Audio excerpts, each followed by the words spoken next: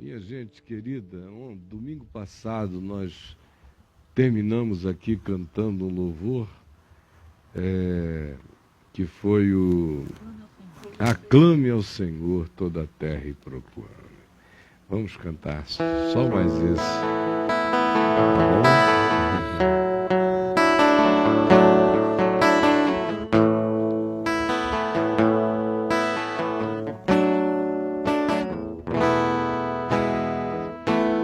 Meu Jesus, Salvador, outro igual não há. Todos os dias quero louvar as maravilhas de seu amor. Consolo, abrigo, força e refúgio é o Senhor. Todo meu ser, tudo que sou, sempre te adorarei.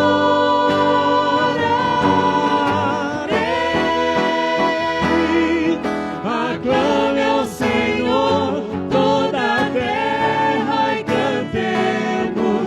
poder, majestade, louvores ao Rei. Montanhas se prostrem e rujam os mares ao som de teu nome. Alegre te louvo por teus grandes feitos, firmado estarei, sempre te amarei. Incomparáveis são tuas promessas pra mim. De novo? Meu Jesus, Salvador, outro igual não há. Todos os dias quero louvar as maravilhas de teu amor. Consolo, abrigo, força e refúgio é o Senhor. Com todo o meu ser, com tudo que sou, sempre te adorarei.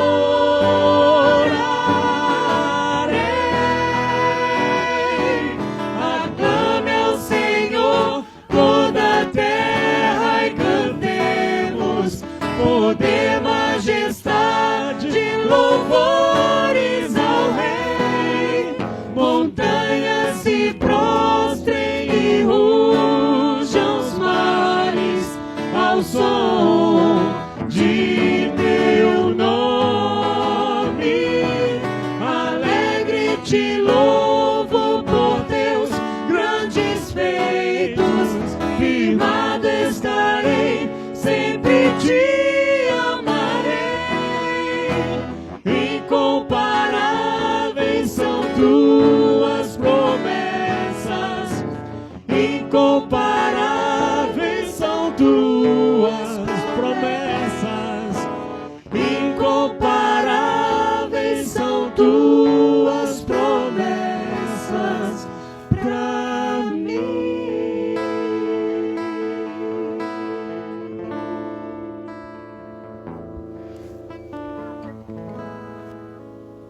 Todos nós conhecemos o que o apóstolo Paulo diz, fazendo uma síntese praticamente de todo o ensino da Escritura e da mente declarada de Jesus, conforme ele expressou nos seus ensinos no Evangelho, aquilo que a gente lê no texto de Paulo em Romanos, no capítulo 8, o verso 28, que diz: sabemos que todas as coisas cooperam juntas para o bem daqueles que amam a Deus, daqueles que são chamados, que atendem o seu chamado, o seu propósito, que vivem segundo a consciência da lei da vida e fazem isso com amor ao Criador, à criação e a tudo quanto lhes vem como oportunidade de vida e de relacionamento. Esses que se conduzem assim, em amor a Deus, e o amor a Deus só pode ser avaliado e só é validado no nosso amor ao próximo e à criação. Porque se eu não amo ao meu próximo a quem eu vejo, e à criação de Deus a qual eu enxergo, como eu amarei a Deus a quem eu não vejo e a quem eu não enxergo? De modo que quem ama a Deus, ame também ao seu irmão. E aqui se diz que todas as coisas, estranhas ou não estranhas, sindromicamente, conjuntamente, elas cooperam, trabalham nos seus múltiplos vetores, fatores, incidências, conjunções, para o bem daquele que tem essa mente, esse olhar, essa interpretação da vida, olhando para todas as coisas e dizendo: eu sei que mesmo o que me parece para além da minha compreensão, justamente porque o meu olhar confia na bondade, no cuidado e na intenção de Deus de realizar em mim aquilo para o que Ele me chamou. E o que Ele me chamou é para que eu me torne talhado, forjado, segundo o caráter do Filho dele, segundo Jesus. De modo que todo chamado de Deus para qualquer pessoa é para fazer dessa pessoa um Cristo, um Jesus, um Filho de Deus em plenitude. Esse é o chamado de todos. E quem ama a Deus, manifestando isso pelo amor à vida, e interpretando a vida com esse olhar, e se submetendo ao que compreende e ao que não compreende, crendo que há um amor acima de tudo, um desígnio acima de tudo, cujo objetivo é realizar em mim a construção de Jesus, para que eu me torne semelhante à imagem do Filho de Deus, para que eu me torne um filho de Deus. Esse é o processo. Saindo da nossa boca, essa é uma confissão que a gente faz sem pensar. Mas quando atinge a nossa vida, para além das compreensões, para além das racionalizações, para além do que seja agradável e chegue com as expressões do desagradável, do perturbador, do absurdo, do incompreensível, do que não faz sentido, aí a declaração disso aqui se torna angustiosa e por vezes raivosa, e para alguns como se fosse uma anulação total da mente, fazendo uma declaração naquilo que de fato, quando está doendo, a maioria não crê. Bom, tendo isso em mente e colocando-nos dentro dessas múltiplas situações nas quais nós já estamos, alguns de nós vivendo-as inclusive hoje, de uma quantidade de coisas que cooperam para o nosso bem, mas nós não estamos conseguindo discernir que bem seja esse. que a gente até com a boca confessa que deve ser positivo, mas não faz nenhum sentido aquilo que com os lábios e com uma esperança morrente, às vezes a gente ainda confessa na esperança de que haja uma reversão agradável em nosso favor na circunstância que nos perturbe. O interessante, e eu quero chegar a esse ponto do interessante apenas ao final, é que tudo isto que está aqui é tudo e é nada, faz sentido ou é absurdo, dependendo exclusivamente do meu olhar. Não há nada objetivo no que está sendo dito aqui. Não há nenhum encadeamento que faça sentido, que seja lógico, que seja discernível, que seja enxergável e que, ao final, nos seja totalmente compreensível, logo, especialmente cedo no processo. Nada. Como também não há nada moral implicado aqui. Nada moral. Como diz o livro de Provérbios, uma das vaidades que acontecem debaixo do sol na terra é essa que nos faz perceber que o que de bom acontece ao homem bom também acontece frequentemente ao homem mau. E o que de mal acontece ao homem mau frequentemente também acontece ao homem bom. Tudo depende exclusivamente de quem é o homem. O bem, que normalmente acontece à pessoa que anda no bem e no amor e na paz, e abomina o mal e busca o que é bom, pode, como resultado bondoso, acontecer na casa do calhorda. Para a gente não falar da terra inteira, eu conheço aqui em Brasília pessoas que vivem vidas absolutamente calhordas. Calhordas, calhordas, 1000 vezes calhordas e canalhas.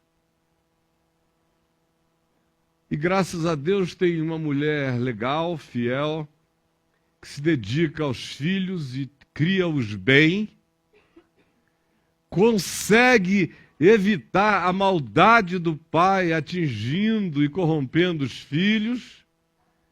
Depois de um tempo você olha e você vê o cara nos maiores apuros desta vida. Mas a família dele, graças a Deus, parece que é a família de um homem extremamente bom e que lhes ensinou o que era bom, bem e lhes deu bons exemplos a vida inteira quando não foi. Outras vezes não há nem essa mãe para equilibrar esse desequilíbrio. Outras vezes os dois são horríveis. E surgem deles filhos excelentes, que vão socorrê-los na idade avançada, serão generosos a eles que foram absolutamente ávaros, egoístas, distraídos e despreocupados com os filhos. E a gente vê o oposto acontecendo. Pais bons, dedicados, amigos, prontos, generosos, atenciosos, cuidadosos, instrutivos, atentos, justos, felizes, exemplares, equilibrados e moderados e sóbrios no que são, no que fazem, confiáveis, não surtáveis, não loucos, sempre equilibrados. E assim mesmo há uma sucessão de tragédias familiares, filhos que influenciam-se uns aos outros sempre numa direção ruim, que fazem essa mãe ter os cabelos embranquecidos na entrada da meia-idade, que levam esse cara a um estado infartado, pré-infartado, infartoso, como pai angustiado de dia e de noite, sem conseguirem entender sob hipótese alguma o que aconteceu ali. Que alteração foi aquela? Ficam se procurando em seus corações tantas vezes e se perguntando que erros cometeram, aonde falharam, no que não foram bons, no que não ensinaram bem. Se tornam muitas vezes angustiados e neuróticos na busca meticulosa de encontrarem defeitos que possam explicar na vida dos seus filhos o que aconteceu e não encontram. É interessante que isso nos coloca diante daquilo que todos nós chamamos de azar e de sorte. Quando a gente vê um cara extremamente ruim, um conjunto familiar, um casal complicado, gerar filhos legais, a gente diz, puxa, eles deram a maior sorte.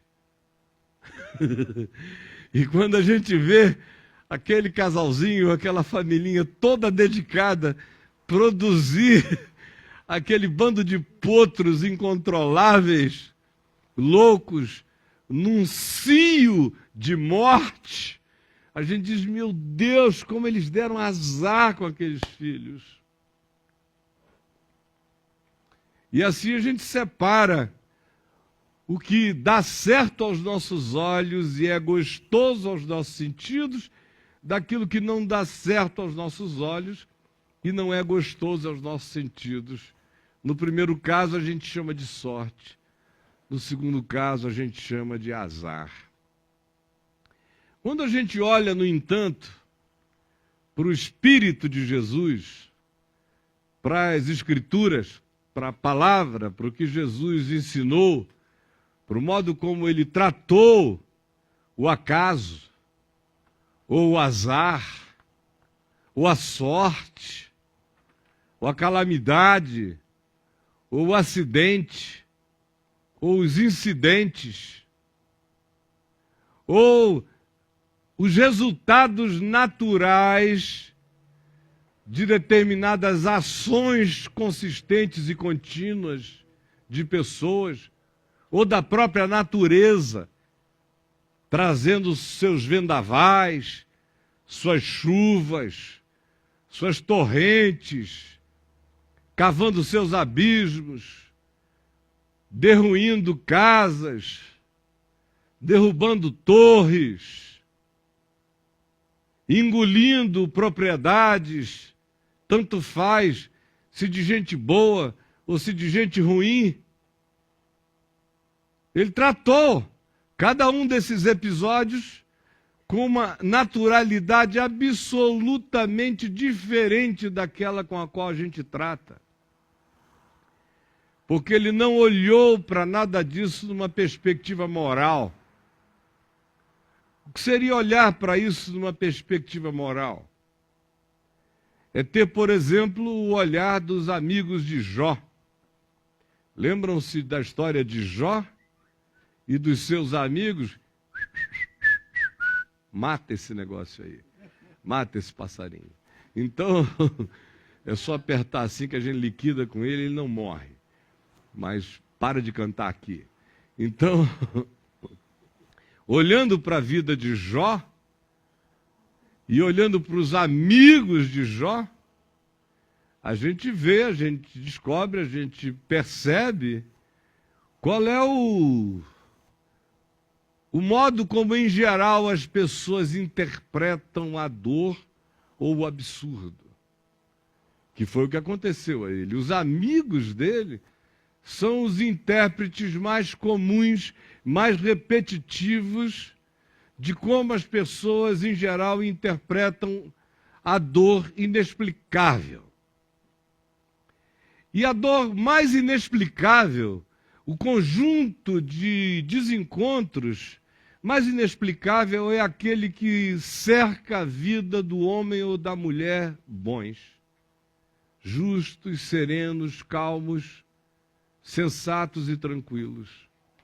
Quando acontece algo assim, com alguém do mal, por assim dizer, com atitudes perversas, egoísta, autocentrado, ególatra, desafeiçoado, não solidário, centrado exclusivamente em seus caprichos, desejos, prazeres, vontades, obsessões, a gente até olha e acha que foi natural.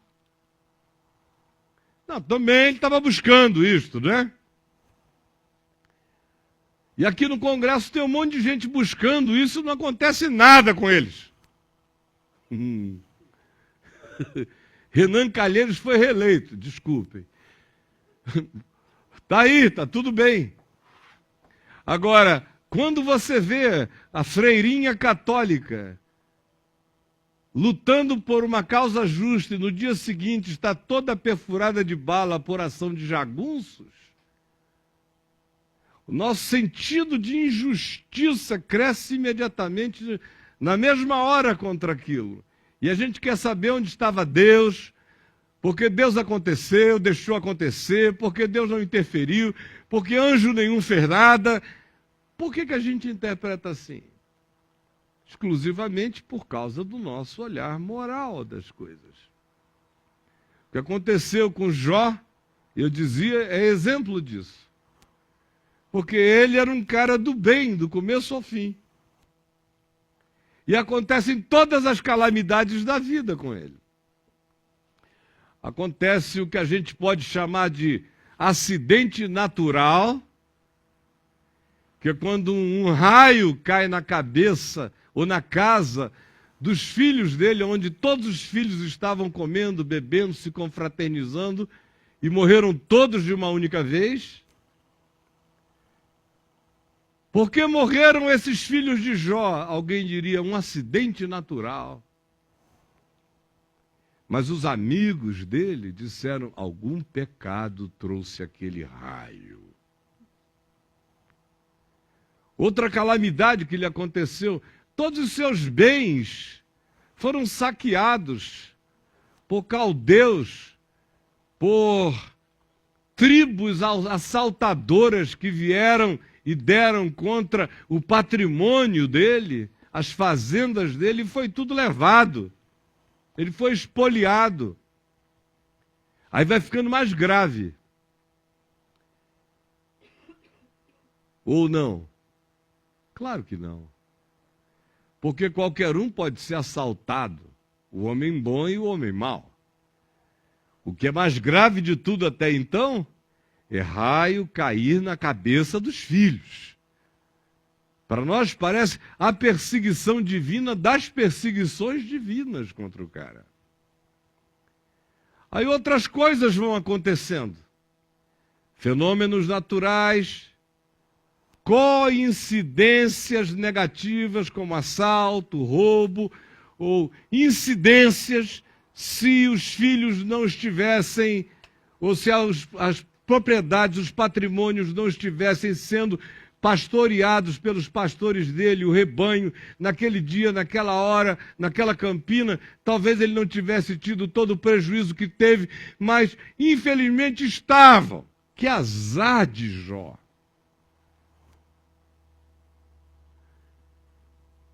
E a sucessão de outras coisas que vão cada uma incidindo sobre uma dimensão da vida. E para os amigos dele a interpretação era uma só. Esse cara é dissimulado. Ele deve fazer um bocado de coisa, varrer para debaixo do tapete. Ele conhece a arte do engano. Tem um grande pecado, tem uma cabeça de jumento enterrada embaixo da cama de Jó. Ele tem algum pacto com as trevas, esse cara, embora seja um anjinho de luz. Vai ver que ele violentava as filhas. Aí se começa a buscar ilações e explicações. Porque se o agravo for grande demais, dizer que Jó amava a Deus não explica mais nada, ao contrário, só conturba tudo e torna tudo infinitamente pior. Quando a gente, no entanto, olha para Jesus e para o modo dele interpretar essas coisas, a gente vê, primeiro, que para ele o que o livro de Eclesiastes diz é normal. Coisas boas acontecem a pessoas ruins e coisas ruins acontecem a pessoas boas, e daí? Ele não tenta dar nenhuma explicação. Ele diz que isso faz parte da contingência de existir. Ele diz que não existe nenhum conluio entre os fenômenos naturais e a bondade humana, ou entre os fenômenos naturais e a maldade humana. O que ele ensina é que o homem cheio do Espírito Santo, com um ferro na mão, numa noite de tempestade, na beira de uma piscina, é candidato potencial a ser fulminado por um raio. Não porque ele seja mau, só porque ele está dentro da relação de harmonia com o fenômeno. E o fenômeno é maior do que ele e o tragará. Só isso.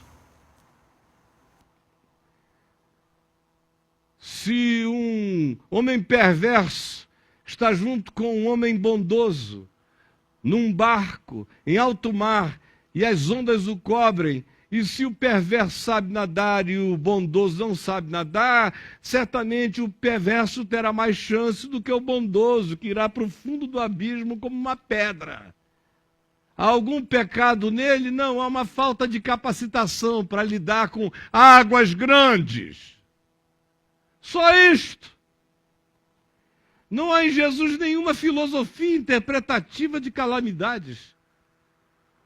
Ao contrário, ele disse, olha, aquele que ouve estas minhas palavras e as pratica é semelhante a um homem que constrói a sua casa sobre a rocha. As chances de que ele resista às intempéries, aos ventos, às tempestades, aos açoites naturais, aos tufões, será infinitamente maior do que a de qualquer um outro que tenha posto a casa mais bem construída sobre, todavia, um chão completamente desprovido de solidez, sobre a areia, por exemplo. Por isso ele conclui, e dizendo, eu comparo àquele que ouve essas minhas palavras, as entende, as aplaude, e não as pratica, a um homem insensato, louco, que constrói a sua casa sobre o Pantanal, sobre a areia. E, obviamente, em vindo a tormenta, a tempestade, as dificuldades, as intempéries, os açoites da existência, ele tem tudo, estatisticamente um candidato ao desastre. Assim ele trata, assim ele interpreta, mas ele não diz. O que é que significa desastre? Para nós, na ilustração que ele contou, o desastre é a casa cair e o não desastre é a casa não cair. Mas o que é a casa? A casa é a construção? É a edificação de tijolo? Não, do ponto de vista de Jesus, a casa não é o meu telhado. A minha casa sou eu. Do ponto de vista de Jesus é assim. O resultado não é medido por quantificações de propriedades, nem por perdas e danos materiais, nem de nenhuma natureza. O resultado é medido em relação ao que aconteceu com a mente, o que aconteceu com o coração, o que aconteceu com a caminhada, o que aconteceu com o olhar, o que aconteceu com a interpretação desse que viveu a calamidade, sendo ele um homem bom, ou desse que viveu a calamidade, sendo ele um homem tolo. O resultado não é medido por quantificações, mas por qualificações ou desqualificações produzidas no ser da gente. Vocês me compreendem? Ora, indo adiante,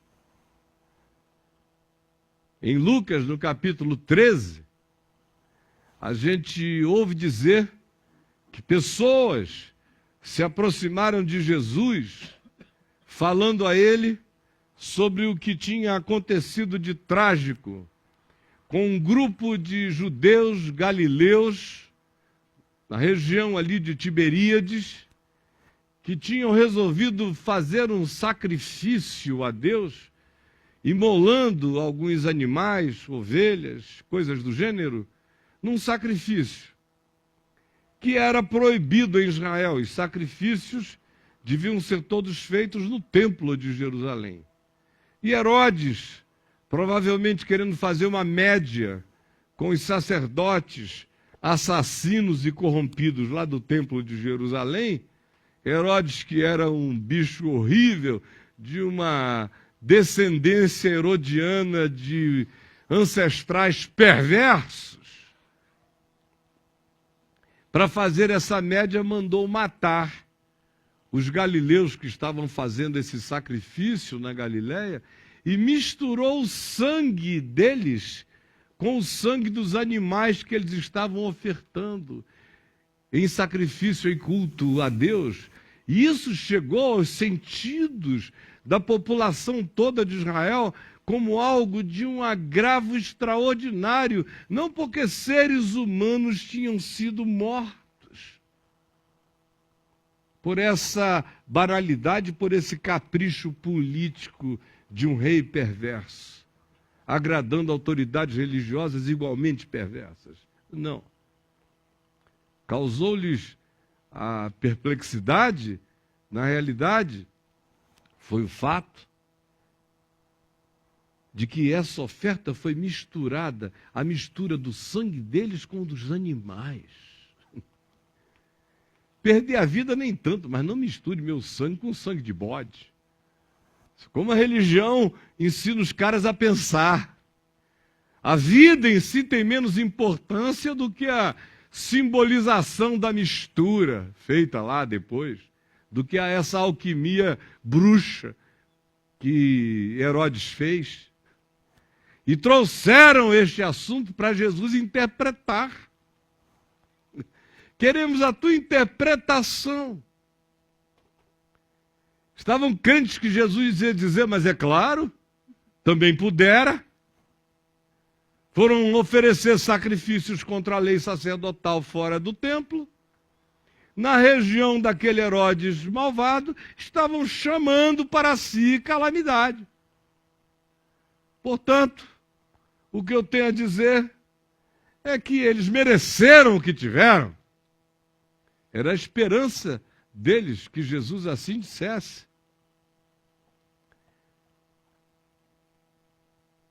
Aí Jesus disse, vocês acham que esses galileus, cujo sangue Herodes misturou com o dos animais que eles ofereciam naquele culto lá da montanha, eram mais pecadores do que todos os outros habitantes dessa cidade de Jerusalém, que não sofreram nada,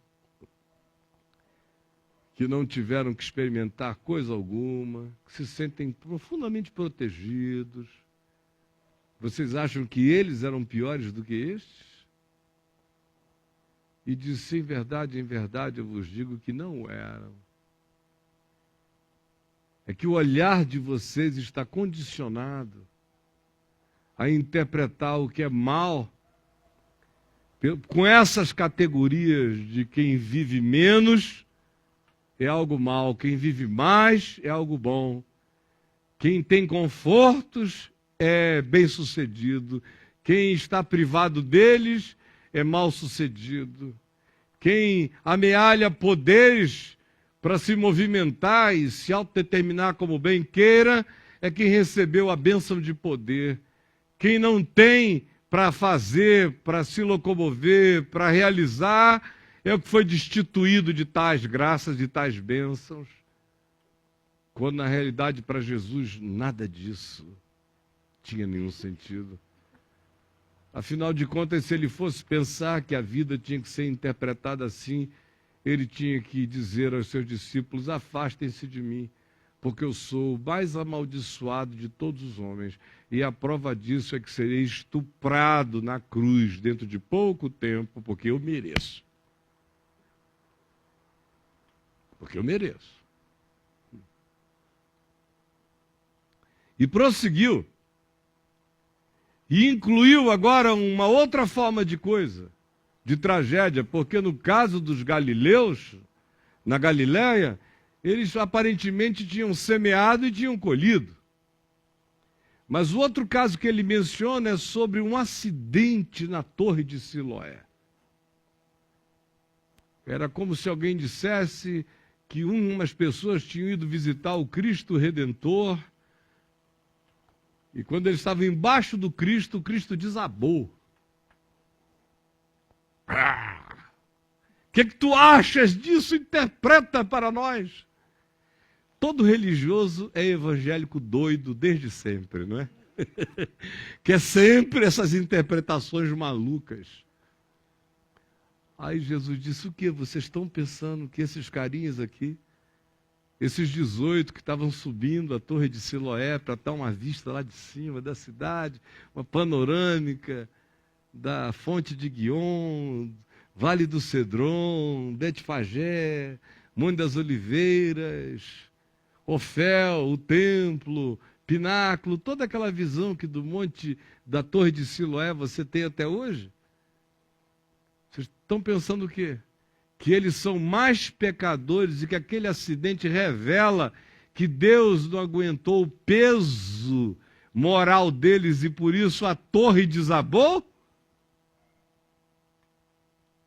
E Jesus disse: não, foi só um acidente. Foi só mais peso do que a torre aguentava. É maravilhoso esse senso de engenharia civil de Jesus.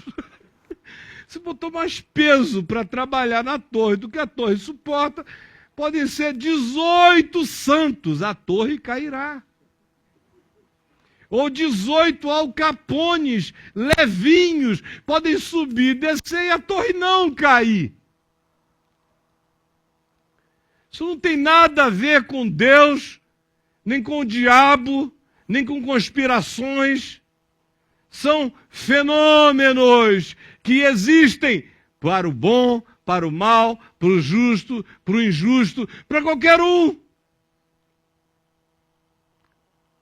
Agora, entre fenômenos naturais e circunstâncias e vitimizações das quais nós sejamos objeto por invasão de um arbítrio perverso, como o do rei Herodes, por capricho dizendo: posso matar e matarei. Entre ações dessa natureza, entre a coincidência, ou o acaso, ou o fenômeno, ou aquilo que a gente apenas diz era mais peso do que se podia suportar, e o capricho que podia ter acontecido ou não acontecido se o cara louco não tivesse decidido fazer o mal que fez. Entre esses extremos,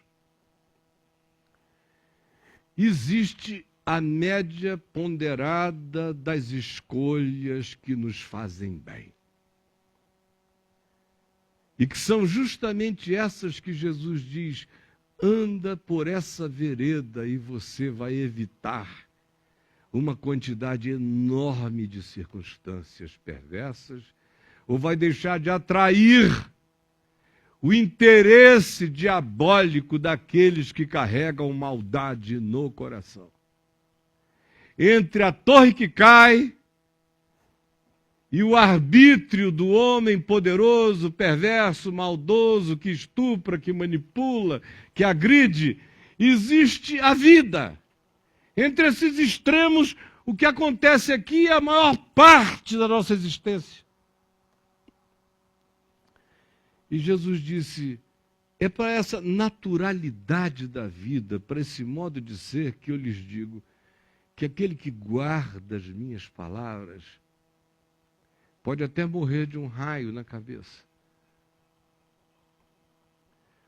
mas não vai morrer por causa de uma maldade praticada. Pode até ser objeto de maus tratos, mas terá sido porque fez o bem e não porque fez o mal.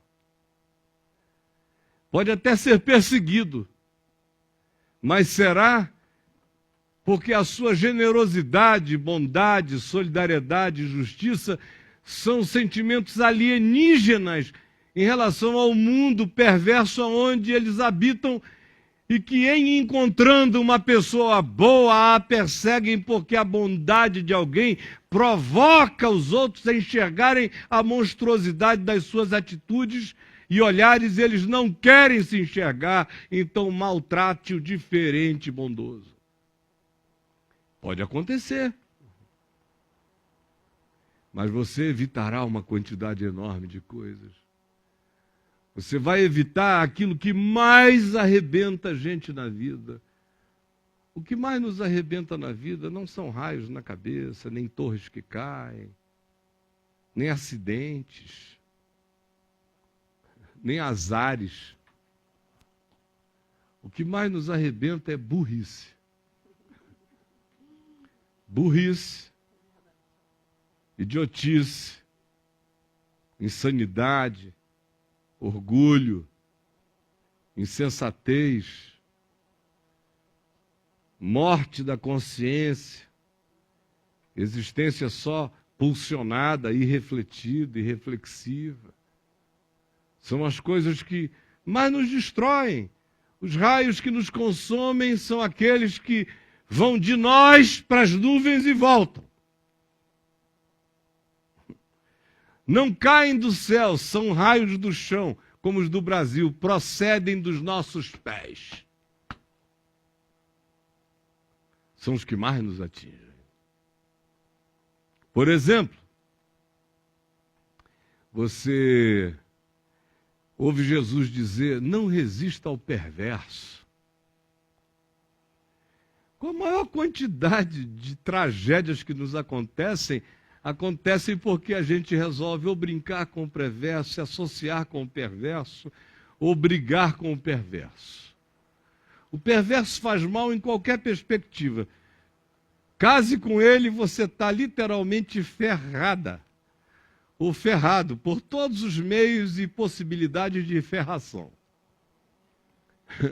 Seja ele, seja ele ela, desde que seja perverso. Associe-se a ele, você está contratando calamidades.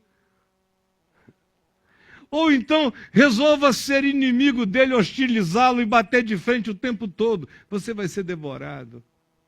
A menos que você seja um outro perverso. Aí vocês podem até se comer vivos. Mas é óbvio que será trágico para vocês dois perversos. Jesus diz, deixa os perversos enterrarem os seus próprios perversos.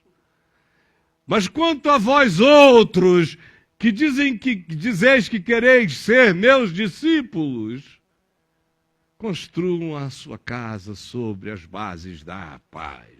Busquem a paz, empenhem-se por alcançá-la. Afasta-te do mal e busca o bem. Ama o que é bom. Busca a paz, empenha-te por ela. Se o teu inimigo tiver fome, dá-lhe de comer. Se tiver sede, dá-lhe de beber. Isso é um modo de destruir o perverso. Ao mesmo tempo que ele diz, não alimente porcos com pérolas. eles não dão nenhum valor a elas. Você encontra um suinão enorme, abre o depósito do seu coração e tira as suas joias de verdade, fidelidade, preciosidade, sinceridade, amor, compromisso, carinho, memórias preciosas, íntimas, e serve ao porcão. Jesus disse: ele vai desprezá-las e voltar-se-á sobre ti e te devorará vivo. Porque é insensatez, não faça isso. Ele olha para nós e diz: não vos vingueis a vós mesmos, porque a vingança desencadeia um processo incessante de morte, de ódio. O que é que você prefere? A vingança tópica e ficar sob um espírito de vingança o resto da sua existência? Ou parar o desafio tópico para a vingança e abraçar um projeto de paz para a sua existência? Olhe em volta. Olhe para você. Quais são as coisas que mais lhe tem de perturbado? São torres que caíram na sua cabeça? Não. São acidentes, são capotamentos, são tragédias de azarados do trânsito? Não. O que mais tem acontecido? O que mais tem chamado o que você chama de minha dor, minha angústia para a sua vida? Olhe em volta, olhe para dentro de você, para a sua vida, seu casamento, seus relacionamentos, seus vínculos, sua história. Claro que tem gente aqui traumatizada, topicamente, com choques, mortes súbitas, atropelamentos, torres que caíram na cabeça, mas são a exceção. O que mais nos exaure, nos arruína, nos destrói é a burrice. É jogar pérolas aos porcos, é resistir aos perversos, é resolver se vingar por si mesmo. É viver uma vida de aparência, de fachada, só para fora, só da cara para lá, só de performance, só de teatralidade, sem essência, sem sinceridade, sem verdade. É isso que mais nos destrói, nos arruína, nos faz chorar, nos acabrunha, nos deprime, coloca em nós ânsias de morte sem que a gente consiga explicar. Enquanto nós cantávamos o último hino que eu pedi para cantar, aclame ao Senhor toda a terra, eu pedi justamente por causa do que eu ia dizer aqui agora. Porque esse louvor entrou no meu coração com uma força superior à letra dele trilhões de vezes. Porque ele foi o hino da minha celebração da morte do meu filho Lucas, com 22 anos de idade, há 11 anos atrás. E enquanto a gente estava cantando, eu estava lembrando, à luz do que eu ia dizer. Bom, eles eram 8 em 2 carros, ou 9 em 2 carros que pararam, e um terceiro foi adiante, voltou depois. A Bruna estava num dos quartos, num dos carros que parou, não sei se no dele, se não fosse no dele, no outro, na frente de uma padaria, próximo a um lugar onde ele tinha crescido, onde todos eles tinham crescido, padaria do Grão ao Pão.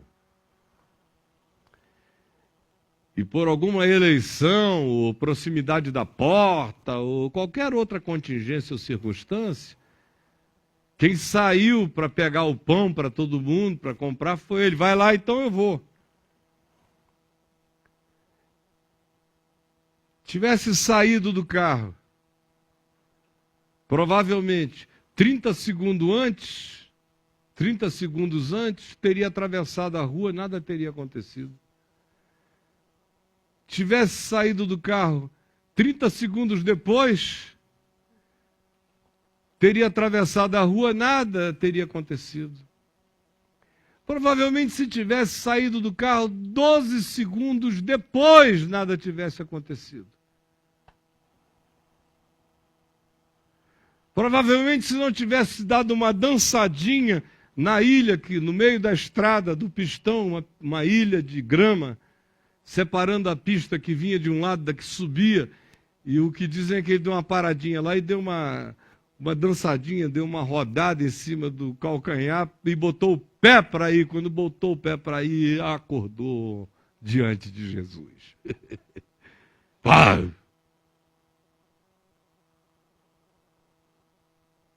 E esse louvor foi a minha celebração da soberania de Deus. Porque quantas vezes eu não me perguntei por quê? Nenhuma. Isso é uma pergunta que não existe na minha cabeça. Se vocês me disserem, todos os seus filhos e netos estavam juntos no mesmo lugar e todos morreram na mesma hora, Deus sabe que eu não sei fazer essa pergunta. A mesma coisa já aconteceu nesse mundo com milhões de pessoas. E eles não tiveram resposta, eu não tenho a presunção de querer a resposta. Na realidade, eu nem quero, eu nem tenho a curiosidade.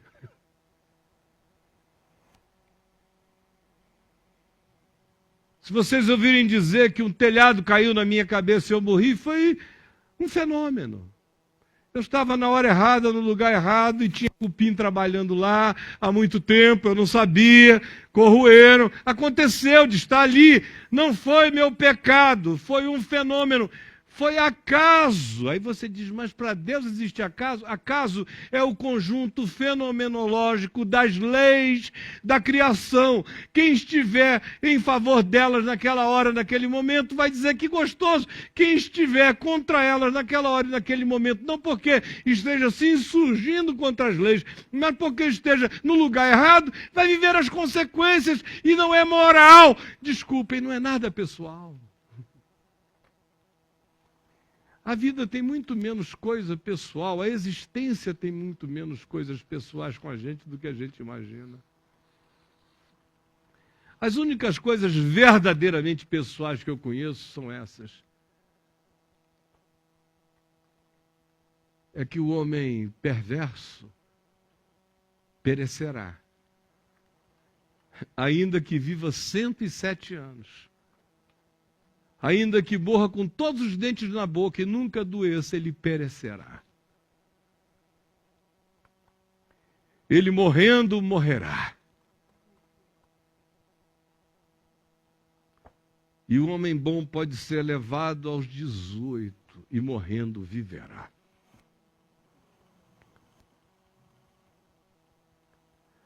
Eu sei que bem sucede aos que amam a Deus, amam ao próximo e buscam viver vidas simples, afastando das suas existências os complexismos que pervertem o caminho singelo da sabedoria na nossa vida.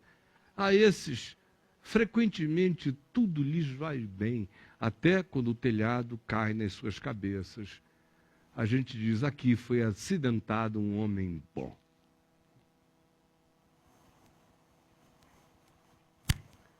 Todas as coisas cooperam para o bem daqueles que amam a Deus, daqueles que são chamados e que se veem andando na direção de se tornarem segundo a imagem do Filho de Deus, segundo Jesus. Para esses, a vida não é medida por quantidade de acidentes ou não acidentalidades. Para esses, a vida não é medida porque houve uma sinfonia de harmonias irretocáveis no ambiente de suas famílias ou em relação àqueles que eles querem bem. Porque esses mesmos sabem que pessoas cheias de bondade, nem por causa disso, geram filhos vespas, obrigados a carregarem o instinto definido que lhes tenha sido passado pelos pais. Eles sabem que a singularidade de cada um é a singularidade de cada um. Assim como pais perversos geram filhos santos e esses filhos santos um dia poderão ter a tristeza de gerarem filhos nem tanto. Mas não é por essas categorias que o indivíduo interpreta nada, nem coisa alguma, e nem tampouco o que lhe está acontecendo, porque ele sabe que tudo é passageiro. Puxa, se meus pais fossem avaliar a felicidade deles, por exemplo, pelo que aconteceu na minha vida durante alguns anos, eles iriam dizer: nós devemos ter pecado mais do que todos os pais da terra. Porque do jeito que eu estava vivendo. E o pior é que se eles soubessem que o meu coração sentia um ódio imenso de mim, porque eu dizia: eu sou um calhorda, porque quem tem pais como aqueles não podia ser como eu, nem estar sendo como eu. Mas eles nunca deram bola. Eles nunca me misturaram com eles. Eles sempre souberam quem eles eram e como eles viviam. E que o caminho de bondade que eles seguiam era para eles inafastável, irretorquível, irreversível. Todas as coisas cooperam para o bem. O que você chama bem é o que importa. O que é bem? Hoje na Somália, ou no norte da Nigéria com o Boko Haram, ou entre a Síria e o Iraque, ou no Vale do Jequitinhonha, ou em milhares de tribos da Índia, ou em qualquer outro lugar que a gente eleja,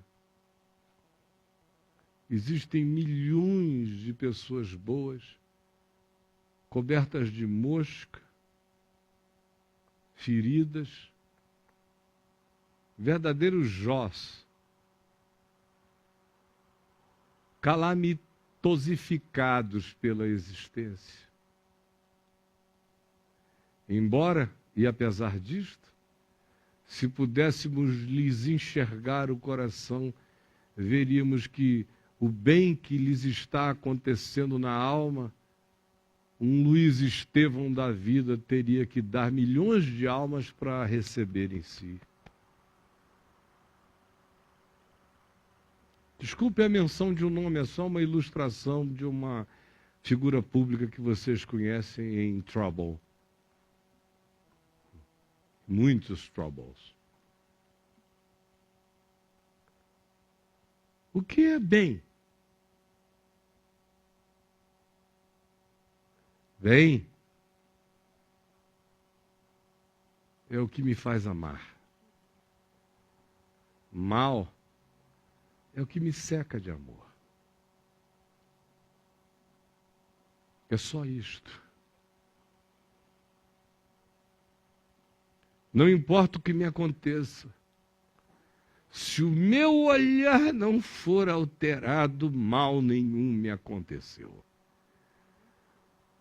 Se o meu olhar de amor, de esperança, de fé, de doçura, de confiança, de perseverança, não for alterado na prática do amor, eu terei apenas sido bem-sucedido. Aí você diz: e os que morreram, ou os que se foram, que você amava? Ninguém se perde no amor de Deus. Nada se perde no amor de Deus.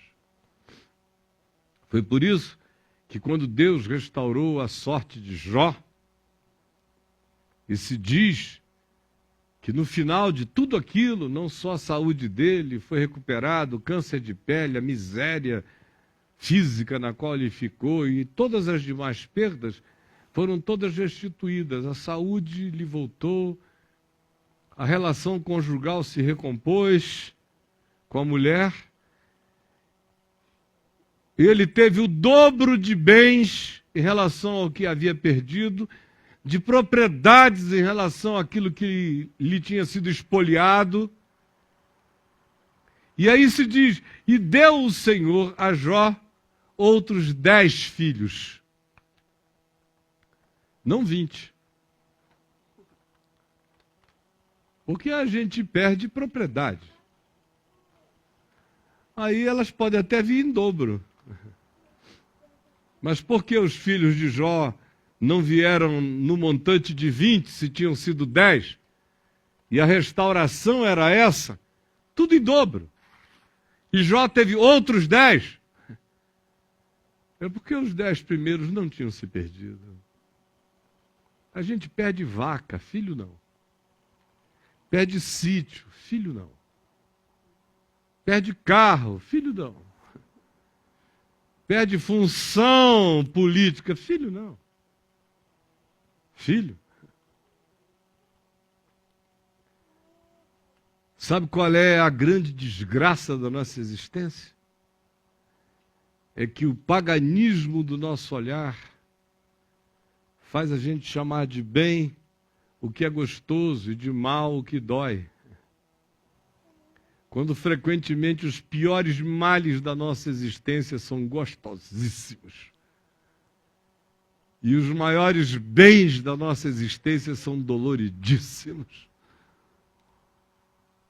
Quando frequentemente o que mais nos vicia, nos corrompe, nos deteriora, é a nossa sensação de bem-estar, que nos conduz à perdição, que nos anestesia, que nos droga, que nos corrompe. E frequentemente, o que realiza os maiores bens na vida da gente é o que nos lembra da nossa idiotice, nos relativiza nos nossos orgulhos, nos desconstrói nas nossas presunções e nos faz enxergar com nitidez o que se projeta para a vida eterna, o que transcende a circunstância, ao momento, ao espaço-tempo. Mas Jesus nos ensina que tudo volta para o olhar. Vejam, quando lhe perguntaram, e aqueles galileus que Herodes misturou os sangues lá? Ele disse, vocês estão pensando que o problema é o que os olhos viram? O problema é como a mente interpreta. Porque, em verdade, eu vos digo que o que vocês chamam de a calamidade deles está acontecendo com vocês aqui em Jerusalém, que não estão sentindo nada. E que estão vivendo apenas das pulsões e das punzões do nada. Propelidos por puns e por nada, sem sentir nada. Por isso a conclusão dele foi, em verdade eu vos digo que se não vos arrependerdes, arrependimento é metanoia, é mudança de mente. Se a mente de vocês não mudar, está todo mundo na mesma. Tanto faz a forma de manifestação. Se é calamitosa deles, e se é de vocês, parece uma bonança, mas é bonança de morte. Não se impressionem com o que os olhos veem, impressionem-se de fato com o que tipo de olhar vocês interpretam. Todas as coisas cooperam para o bem bom e para o bom bem daqueles que amam a Deus. E aí, como é que eu faço essa aferição? Como é que eu faço a aferição se eu estou melhor hoje do que eu estava antes? Tem um monte de gente para quem a minha vida hoje é reduzida do ponto de vista deles. Porque eles vêm da Galileia contando a história dos galileus, o papo deles, eles vêm com as categorias da torre caiu, então deve ter sido um negócio calamitoso. Aí para eles, há 20 anos atrás, eu estava cheio de glória, porque não tinha um dia em que todos os jornais não tivessem repercussões de opiniões minhas, não tinha fim de semana sem revistas dizendo o que eu estava pensando, sem matérias em todas as grandes mídias, sem gente de todos os lados me procurando, sem eleições de parte do cristão mais influente do século XX. Eles diziam, oh, aleluia, entre os 100 mais influentes do século XX tem um brasileiro nosso. Panacas, idiotas. Aí, de repente, você deixa de ser parte desse círculo. Aí, ao invés de você estar pregando em estádios com 100 mil pessoas te aplaudindo 5 vezes por semana, você está no fundo do quintal da sua casa. Com vocês que não são nada. Do ponto de vista deles, desgraçadamente feliz da vida. Ainda tem alguém que chega na televisão e diz assim, é um derrotado, com a vida acabada. Se ele soubesse o bem que me foi feito, a leveza que me foi dada, a glória com a qual eu fui vestido da simplicidade das alegrias vigentes e contemporâneas, se eles soubessem os meus significados, se eles entendessem quais são os meus tesouros. Eu só não tento explicar, porque senão eles não gostam de pérolas, eles vêm e devoram a gente, por isso eu não digo nada. Que é para você se poupar. O que é bem, o que é bom.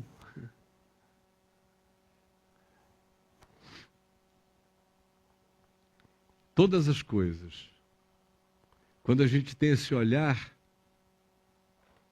elas todas conspiram. Não importa se está doendo, se não está doendo, se é desconfortável, se diminuiu o poder, se o chão ficou mais curto, se o telhado encolheu, se a cama é menor, nada disso importa mesmo. Você avalia o bem pela paz. A coroa de todo bem é paz. Quem está bem está em paz. Quem está bem está amando mais. Quem está bem não tem medo. Não porque não tenha nada a perder no sentido suicida da declaração. Não tem nada a perder porque não tem como perder o que é dele. Não está disponível para nenhum saque que venha nem do céu, nem da terra, nem do diabo, nem do inferno. É um bem não roubável. O meu tesouro está no céu, e o céu é aqui. Ó. O céu não está sobre a minha cabeça. O céu habita o meu coração, é aqui que está o meu tesouro. Onde está o teu tesouro, aí estará o teu coração. O teu coração está onde está o teu tesouro. E a coroa de tudo isto é paz. Ora, Jesus disse, quem tem esse olhar do amor, quem interpreta a vida sem essas categorias morais de se doeu, Deus não está comigo, se eu não compreendi, deve ter sido o diabo. Quando a gente para com todo esse religiosismo perverso e pagão e a gente passa a olhar a vida dizendo quais oportunidades daí surgem para que eu melhore, para que eu tenha paz, para que eu aprecie a paz, para que eu me devote às coisas da vida e da construção do ser. Na realidade, ninguém tem que saber por quê. A gente tem que se oferecer apenas para que, seja qual seja a incidência do artífice me modelando, me esculpindo, me trabalhando, eu me apresente maleável e confiante de que o produto que daí advirá representará o melhor de mim. Minha melhor versão serei eu, pacificado no amor de Deus. Isto é prosperidade. E o que não é assim é apenas propriedade, liquidez financeira, saúde orgânica mensurável, ou relacionalidades passageiras em estado temporário de não conflituosidade. Nada além disso. Hoje, nós vamos tomar a ceia do Senhor juntos aqui, e o pessoal que está nos assistindo no Brasil e no mundo todo vão tomar. Os que queiram tomarão conosco, separem pão, vinho, água, Coca-Cola, suco de uva, o que queiram, porque esse vinho aqui não é o sangue de Jesus, é vinho, e esse pão não é o corpo de Cristo, é um pão. Ele simboliza o que a nossa mente crê. Não porque ele se transforme no que a nossa mente crê, que não é magia. É porque a operação acontece na perspectiva das não materialidades. A gente comerá significados com fé. E o que eu peço é que quando você receber o pão, receber o cálice, e queira comer e tomar, você pegue o pão e diga: eu comerei o pão da confiança de que todas as coisas cooperam para o meu bem se eu andar com amor, e o amor por Deus se manifesta pelo amor ao próximo, pelo amor à vida e pelo amor ao sentido das leis da vida. E eu vou beber o cálice da minha comunhão com o Evangelho, o cálice da minha comunhão com o caminho simples. Eu vou beber o cálice do entendimento que já não julga a vida pelo que acontece ou deixa de acontecer, mas entende a vida em razão de quem eu me tornei, de quem eu posso ser, de quem agora eu sou, em nome de Jesus. Então, queridos, quando nós comermos do pão e bebermos do cálice, nós vamos comer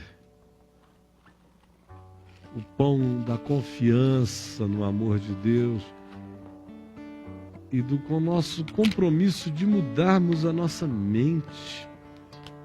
A gente interpreta a vida segundo a Rede Globo de televisão. É uma miséria isso, né? Tem gente que interpreta segundo caras. É, quem? Ola, contigo. Ah, fulano tá bem, eu vi na contigo. Ai, ai.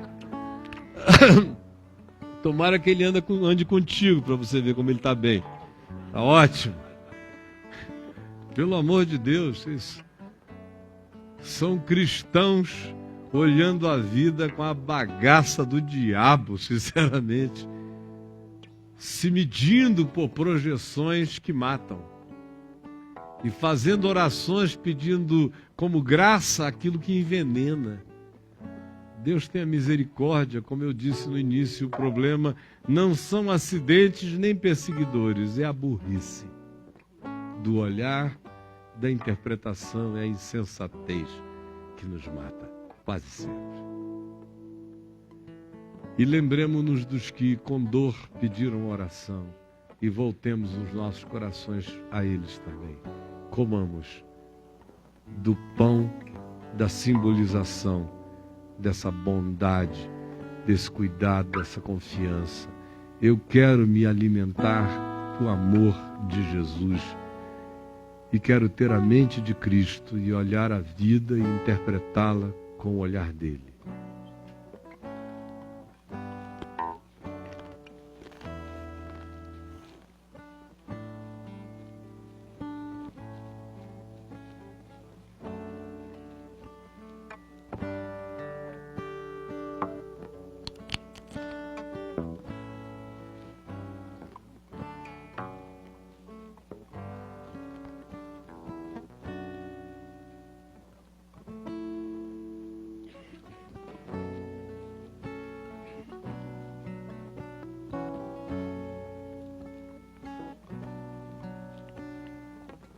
Jesus, depois de ter comido o pão, tomou um cálice e o deu aos seus discípulos, dizendo-lhes: este cálice é a nova aliança no meu sangue.